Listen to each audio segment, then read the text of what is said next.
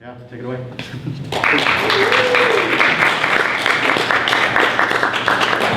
Thank you, Alan. I want to thank you for inviting me. This is, I never dreamed that I would be in this place where a lot of the photographers that I admire and studied came out of here. And one of them is my mentor, Dawood Bey. Oh. So I am very honored to be here. So that being said, I will start with the project that actually picked up my career. And most artists usually do a body of work like the one I'm about to present to you towards the end of their life, or going, more when they're established artists. In my case, I actually started with that, and my work is very autobiographical. The title of this project is The Land of Illustrious Men. I got the title from my grandmother's and mother's hometown in Mexico. It's in the northern part, Lampazos. It's about an hour and a half from the Texan border. So my relationship to this place was due because my mother had the idea that to protect me from the violence back in Chicago, she would send me to Mexico. And I spent my summers there. And I would tease my grandmother by asking her, where are these illustrious men in this dusty town? And she one day answered me and said, I'm hoping that you become that illustrious man. And that really stayed with me. I was about 8 or 9 years old. And when I decided to do this project, I wanted it to be a book. I didn't think of an exhibition or anything like that. I wanted the outcome to be a handmade artist book. So I did this, there's 2 books to this, and this is the first part, and they're strictly photographs. And that was my way to answer the institutions that I went to school, that I could make a body of work with pure pictures. So these images that you see were images that I made as a student, and I compiled in a book. This photograph was one of the first pictures I made as a student, and it was really like, I didn't know there was this reference to art or anything. I was just making pictures out of the need of my, I wouldn't say desire, but I felt that there was beauty in this. But I didn't know all the references that art, that later be applied to my work through art. And the next image is where I used to work with my father at Sloan. And that was a very important part of my career, where that led for me to resign from that job, and that's me in the factory, and those are my travels to Mexico, and that's my grandfather. But I was interested in how my life in itself had played out to this being. Like, how do I come about art when this is my background? Yet, in the process, no one was there to guide me in how to do this work, or why should I get into this work. I just knew I had to.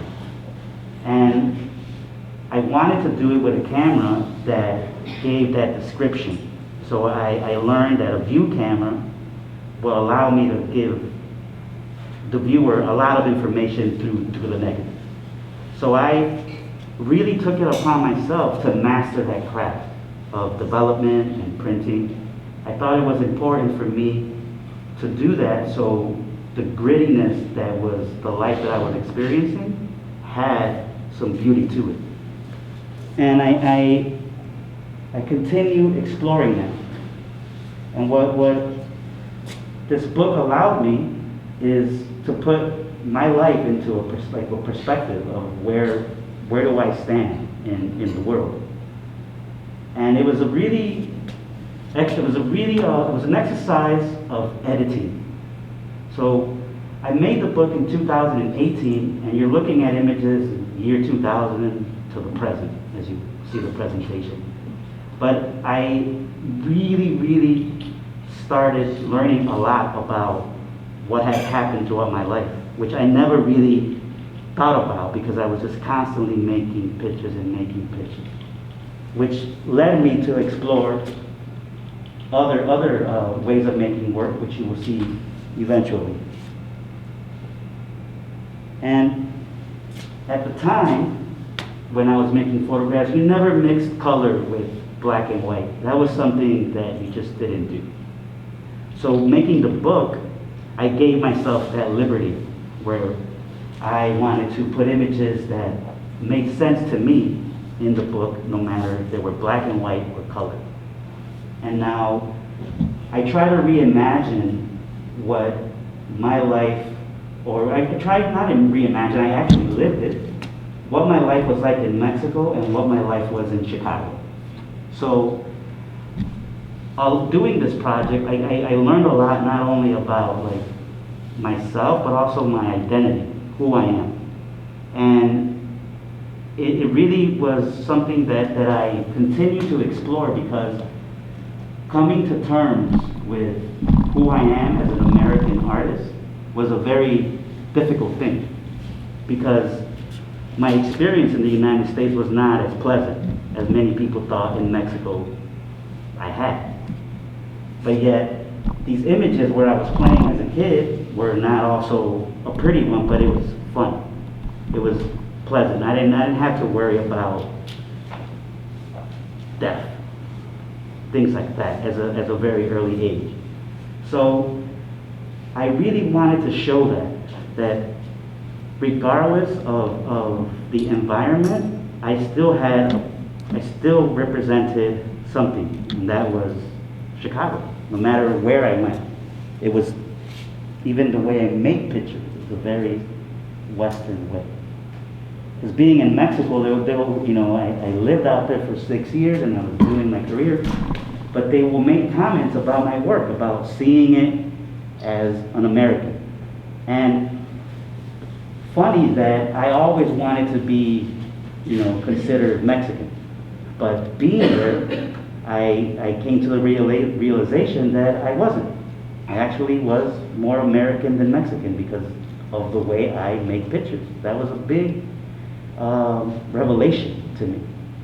But I learned to accept it, and afterwards, my whole life became a lot more clear.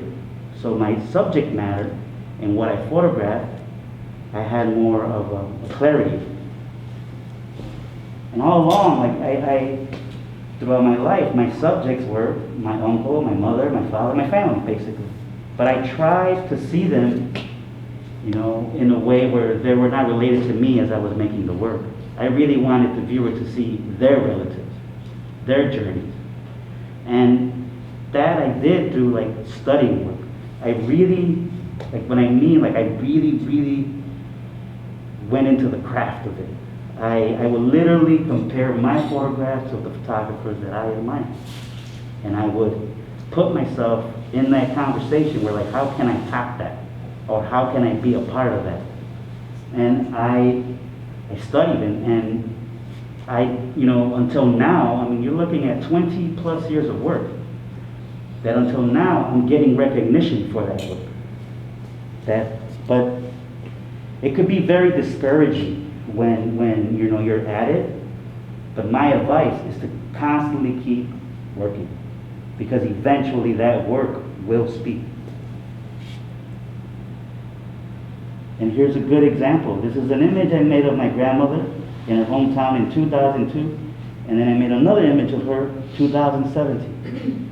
And as I was preparing this PDF for you guys, I came to, again, it was right in front of my face. They've been my subject, but I've been able to make different pictures of that same thing, or that same person.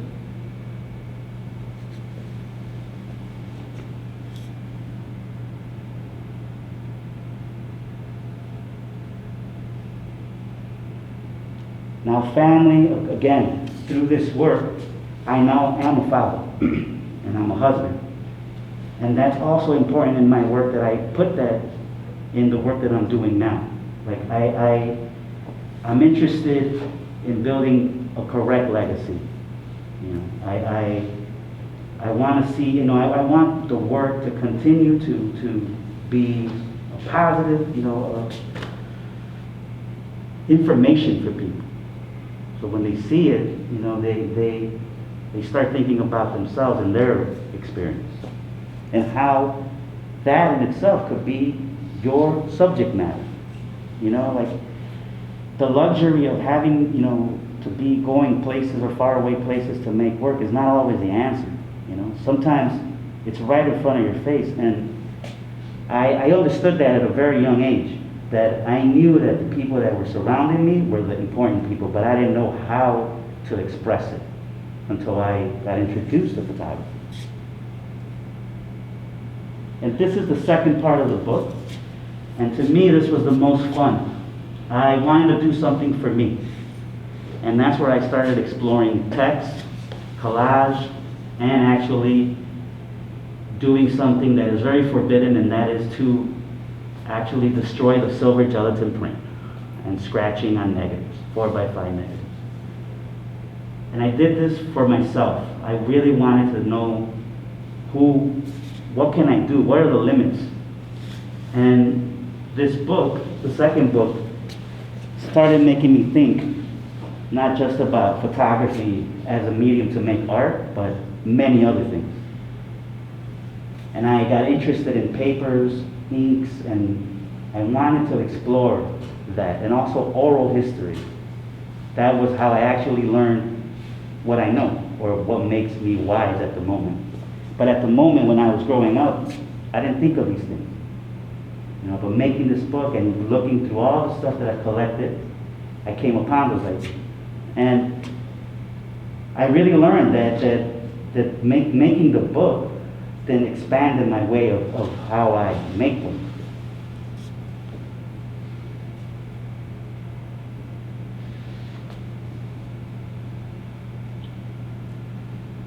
And all these collages eventually will lead into a piece that's coming up. But here's where I go, where I then decided to make the book into an exhibition, where I wanted the viewer to experience if they were going inside a photo family album. I wanted that to pop. So a lot of the installations and sculptures are in the photographs, in some place. And the collages that I created, I put inside a vitrine. And this is a wardrobe, in Spanish, or ropero, and these get passed down to family members. And that's what I inherited. So the same way that I thought about manipulating the negative, scratching the negative, I took the courage to then disassemble or break this ropero. And I wanted it to float. I wanted it to be a memory for my grandmother, who is no longer here. But at the moment, I didn't know how to put images into it, and also how, you know, this is my first time venturing out into sculpture. I didn't get trained in that or anything, but I was fortunate enough to be a resident at Artpace in San Antonio, and they're very generous in how you make work. So you get a residency for 3 months, and at the end of the residency, the same place that you're making the work becomes your gallery. So this space that you see is that. So as I was making the work, it was getting mounted. So having that liberty to do something that is completely new, or I could have just stuck to the images and made a show of just photographs, I decided to take that challenge to see how I could now work with the things that have shaped me and bring them into a space.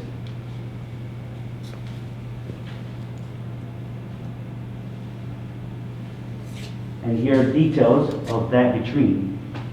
And I titled the piece, "I Don't Have the Luxury of Tracing My Family's History Back More Than 2 Generations." And I decided to title the piece this way because as I would study art, many people would trace their family history more than 2 generations. And that is what led me to think about legacy. How can I start creating a legacy for my child, and then his children, and so on and so on. And this door and the awning, the door came from Mexico, the awning came from Chicago. And I also wanted to give that idea that these two places have shaped me. And here is this door, there's images in there that I cannot replicate. There's no negative to them. They're either Polaroids or family pictures. I was willing to put those there, and I decided to hammer them into the door. And it was an expression of me. Here's a detail of it. It was an expression of, for me to do that was very necessary for me to let go of a past.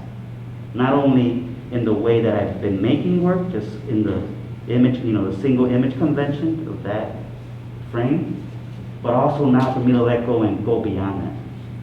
I took that, like I said, this is my chance, and I'm gonna go full force. And I started cutting up collage, like my photographs. Here's this example where I will, I started destroying actual prints and making these other pieces. And to go back, this piece is a 3-piece, and it's how many generations does it take to be treated as a human being? It goes back again with the legacy. I wanted this piece to say the story of my father, how he migrated into this country illegally, me growing up in Chicago, and the third panel is my son's future. What would he be? And through all the work that I've done, it's all smashed in there together in the jungle. I wanted to express that idea of how this whole life has gone by, and all I want, or what I want my work to do, is for people to reflect upon that idea of being human. That no matter, class is a big thing for me, and by class I mean, so like economic class. That to me has always been it's been an issue.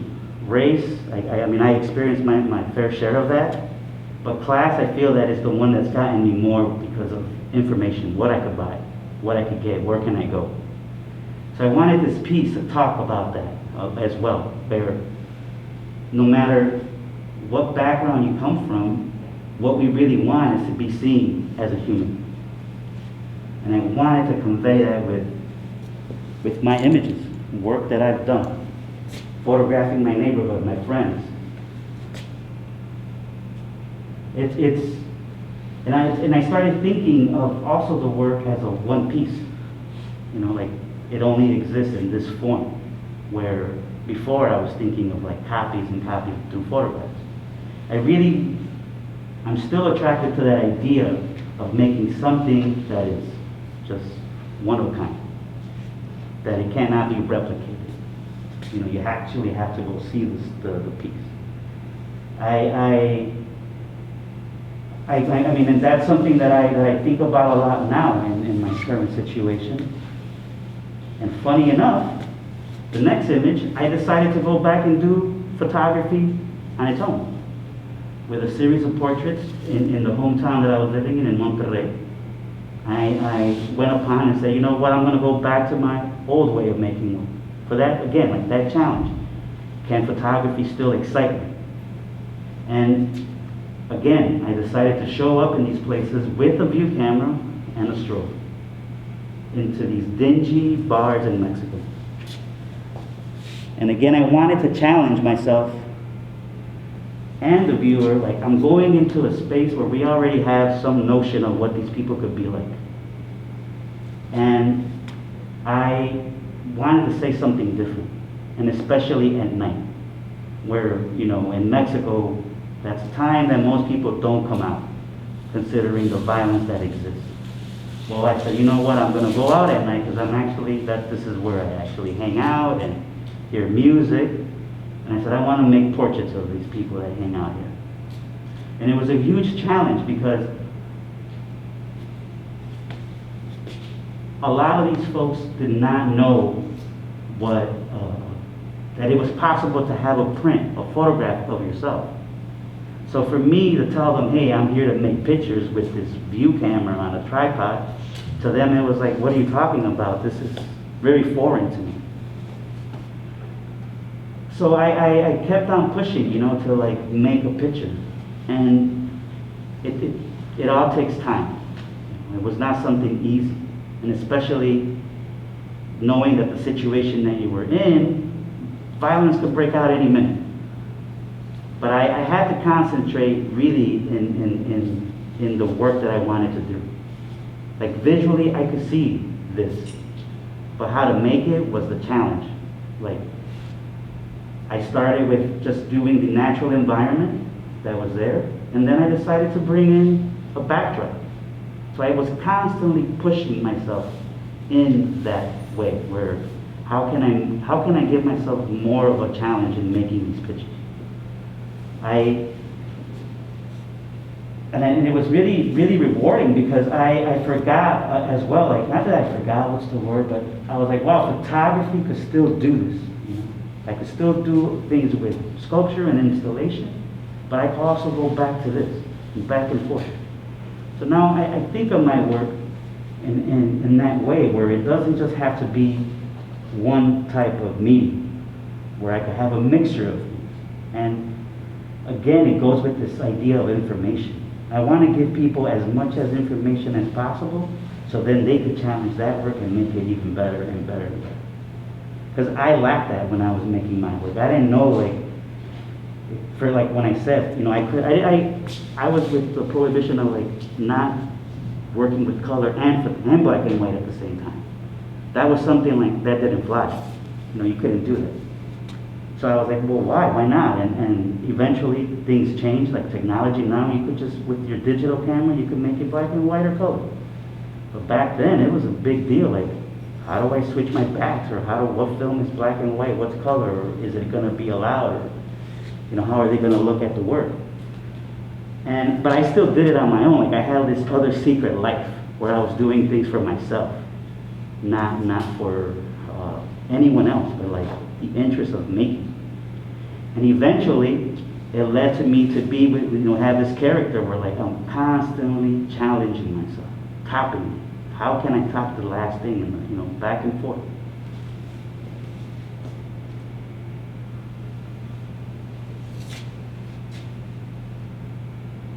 And I got to the point where, you're making this work of people, that you start also having this intuition of who is photographable and who is not.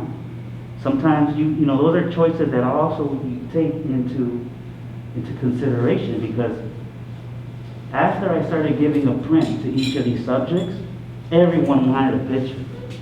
They was like, I want my picture, and I'm gonna come dressed this way and so at this hour and make my picture. I didn't want to be rude. All right, I'll make your picture. But it was not the picture I wanted to make. Those are choices that I know that I make as I'm making the work. That it's important to be alert to that. There's some people that attract you, and some other people that just simply don't have what you're looking for. And here in this case, like, I was interested in him, but then that man just did that naturally. I couldn't tell him to do that, to put his hand like this. It would look unnatural. But because I saw him do it, I just repeated it. I'm like, hey, you know what? Let's go back to that. And then all of a sudden, the camera was facing this man that's leaning on the column, and I just then made the back of the view camera horizontal, and I had this whole different view now. But the practice of working with this camera, like I became so good at it that I started handling the view camera like a 35 millimeter. Like, I could just flip and move around fast. But that took a lot of practice. And it goes way back to the photographs that I was making in the factory. I was constantly working under some time frame. I only had a certain time to make a picture.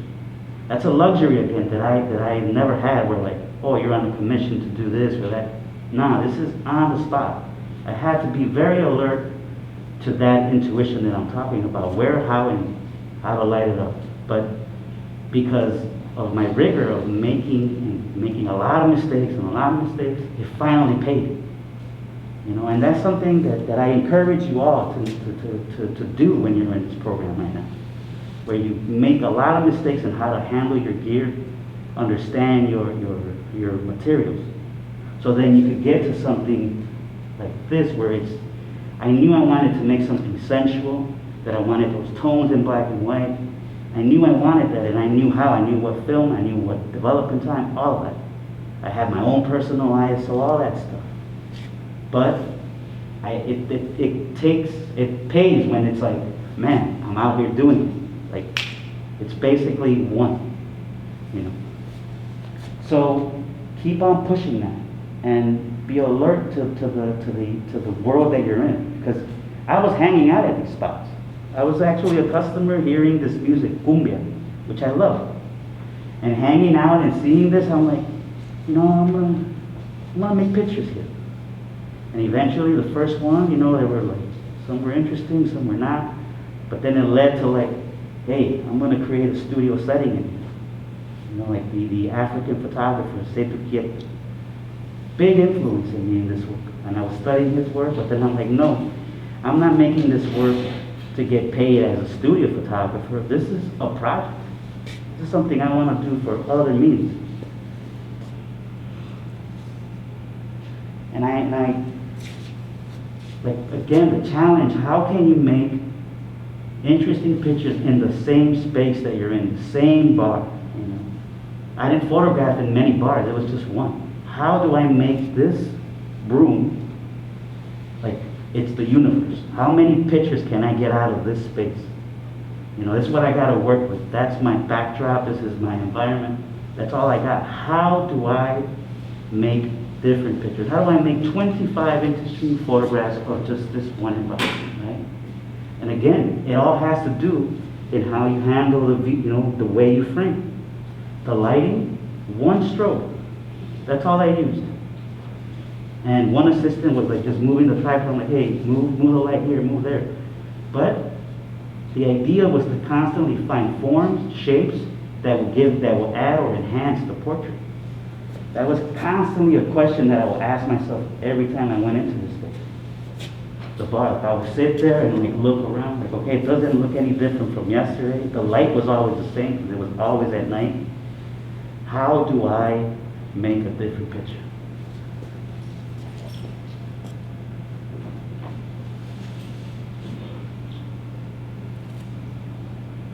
It's interesting because, like, I wouldn't have guessed that was all the same bar. Like, I was thinking you were, like, you know, going to several bars, but no, it was one bar, and that's what was my favorite place to be in, you know, to hang out. And yeah, like I said, like I had to constantly think how to make a different picture, you know, and my distance, you know, was kind of always the same, you know, not too close, not too far. And how do I light that? And a lot of people think that this lighting, I had like 3 lights, just one. And that's the part where, again, I might be repeating myself, but it's the practice of constantly doing it and doing it and doing it that leads you to understand those materials. You become one. That's no longer an issue. It's like, you know, let me go do what I really came here to do. And then being able to go back to like, now I'm gonna collage this, or maybe I'm gonna cut it with other work. And that's the constant thing that I want to be in reinventing myself through the work.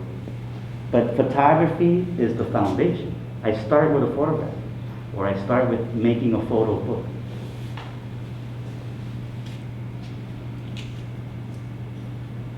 You know, and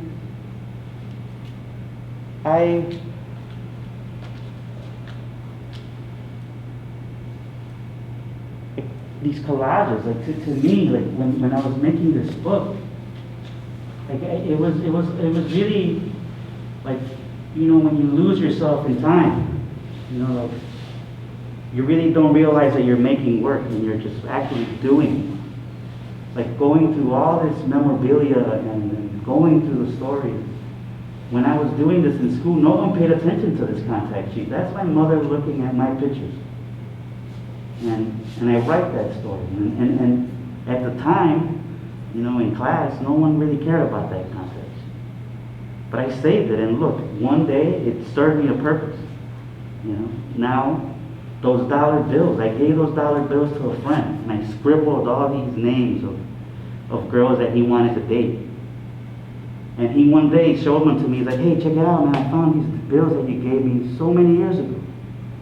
And then I said, you know what? I'm going to use this for the story, how my parents, what they made, what they did for a living in the United States. But it had nothing to do with that idea, but just being able to juxtapose money with work and then names. It led to another thing. But that happened just me like grabbing things and putting them onto each other, but actually doing it. I didn't think too much, you know. I didn't think about who is going to understand this work or who is it for. I was just really making it for me, my story. And then eventually, I refined it where I could have it relate, other people relate to it. But in the process, it was all really fun. I had fun doing this. There's really heartfelt stories in them, but the way I made the work, it was really fun. It was like, I'm letting go. Here, I describe the story of my friend, and it's crammed on paper. The actual piece, if you see the thing, it's old yellow paper, but of course with the scan, you can make everything correct, but the actual thing is that, the scribble, the mark. And that kinetic energy that I was feeling as I was making the work is what was driving me. I'm like, I could do more. And then how to let go of a picture of my mother and my father and me, and then describe the environment that I'm in with a story. But the actual picture, that one is in the print. You know, it's not, it's glued. I let go. I'm like, I gotta let go of this. I gotta show it. And it carries this visceral energy, you know. And that's something I want. Like when I go to a show or I decide to go see a certain exhibition, that's the question I ask myself. What am I going to get that out of it? Am I going to go somewhere and see something that's just going to rock my senses? I'm going to go check that out. You know, that's what I'm interested in. So I want my work to do that. I'm like, I'm going to give it all. So when you're in there, it's an explosion of emotions, memories. And that goes back to this piece. This floating piece, that's what I wanted to do. And when I was creating it, they wanted it to be really like stuck, where it didn't move. I didn't want that. I wanted to sway. This thing moves. It moves and it moves and it moves and it moves gently. But I wanted that presence of that spirit. I wanted to have that idea of like, yeah, you know, this person is no longer here physically, but her memory, the memory that I have of her, they're in my mind, and it really feels like she's here. And I wanted to do that, you know? And that to me was like a huge challenge, because how do you photograph or how do you make that feeling appear in that space? And then to put those collages, my stories, into a vitrine. You know, the vitrine is used in a Mexican home for proud moments. You know, and then you have all these tchotchkes that your parents think are worth a lot, you know, for some reason. But they're not, but they're there. There's holy water that my grandmother put in a mail jar, because she believed that this holy water was sacred, and probably is. And she had it there. And it's been there for 40 plus years, still there. And I decided, you know what, this is important. But the stories that I put in there are the collages that I made. And they're not happy stories. They're about illegal immigration and what it feels to be in a country that you don't feel yourself really, you know, developing. You're always with setbacks. But you don't talk about those things at home. Those things just stay quiet. But I decided, you know what, now, it's time to say that. This resilience thing, no, that needs to be said. And it goes again, like, with this idea of being treated as a human being and generations of like, what does it take to finally feel comfortable in a country that you were born in, that you spent all your life, you went to school, but you always feel like you're constantly trying to prove yourself. Why? Well, I know why, because this is it. I'm giving now facts of why this exists through my work. And I want the viewer to experience that. We're like, hey, I value myself. I got stories. Those stories could become art. So that's what I didn't know as, growing up. I didn't have something like that displayed. And then to let go, to then say, you know what, I'm gonna let go of certain things too, that I don't want them to be a part of me anymore. That's not who I am fully. And it's a constant, reminder.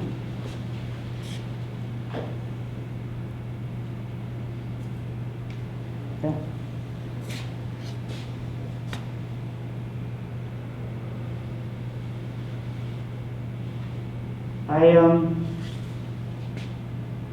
I really think about a lot, like how,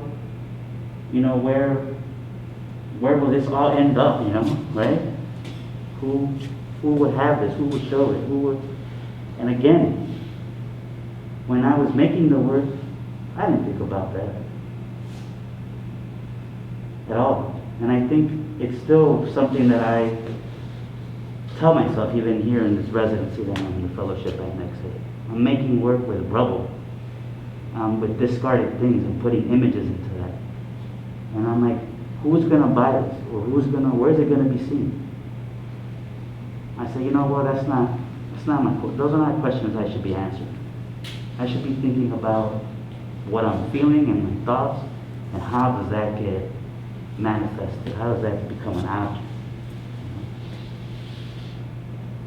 Because letting go of things that you can't replicate, that's a huge exercise.